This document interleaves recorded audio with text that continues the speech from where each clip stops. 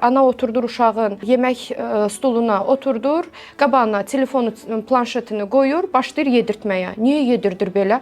Ay doktor, axı yeməlidir. Axı yeməsə sağlam olmayacaq, böyüməyəcək, çəki almayacaq, boy almayacaq. Orada psixi sağlamlıq getdi. Amma Uşaq ilk 3 ekranla. yaşa qədər bəli, ekranla təmas demək olar ki, İlk olmaz. 2 yaşa qədər olmaz, sonrasında da yarım saat. Ancaq təbii bunlara riayət edən yoxdur. Ailəyə deyəndə ki, 2 yaşlı uşağı niyə telefonun, televizorun qabağında oturdursunuz? Ay doktor, oradan qəşəng ingiliscə sözlər öyrənibdi.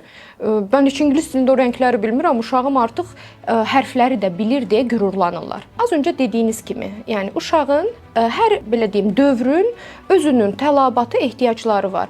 5 yaşındakı uşağa indiki avtomobilləri versəniz, avtomat korobka ilə sürə bilər. Niyə vermirik ki, sürsün? Çünki onun o diqqəti idarə etməsi, o problemi həll etməsi, ona görə telefon, televizor, planşet bunların hamısının istifadəsini uşaq 8 aylıqda bacarır. Ailələr gəlib onu da qürurla deyir. Hay doktor, heç mən o saytlara girə bilmirəm. Uşaq o barmağından hər şeyi elə qəşəng eləyir ki, bunu qürurla deyirlər. Yəni bunun istifadə edə bilməsi bu yaşda heç də qürurlanılacaq bir şey, qürur hissi yaşayacaq bir şey deyil. İkinci məqam isə özlərinə təskinlik tapırlar ki, ay doktor, indi texnologiya dövrüdür, indi hər şey ordadır, bütün məlumatlar ordadır. Uşağımızı necə tamamilə məhrum eləyək?